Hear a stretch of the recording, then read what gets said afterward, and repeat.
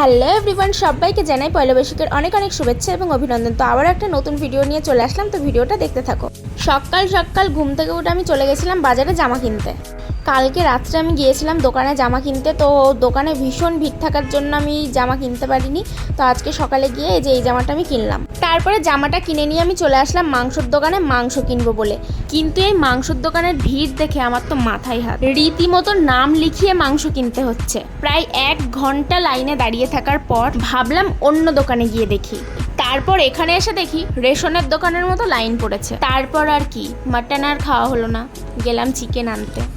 তো তারপরে বাড়ি এসে রান্না করে খেতে বসে গেছি। আর আজকে রান্নাটা কিন্তু আমিই করেছিলাম, পোলাও আর চিকেন। তো তারপরে সকালে যে জামাটা কিনে এনেছিলাম সেই জামাটা পরে সুন্দর করে রেডি হয়ে গেছি।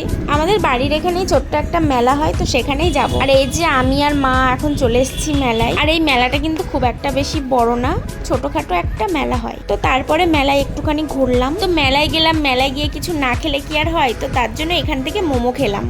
আর গরমের দিনে মেলায় গিয়ে আইসক্রিম না খেলে কিন্তু ভালো লাগে না, তাই মা আর আমি এখান থেকে আইসক্রিম নিয়ে নিলাম। তারপরে আইসক্রিমটা খেয়ে চলে আসলাম বাড়িতে। আজকের ভিডিওটা এই পর্যন্ত। ভিডিওটা ভালো লাগলে লাইক, কমেন্ট এন্ড শেয়ার করে দিও। দেখা হবে আবার নেক্সট ব্লগে। টাটা।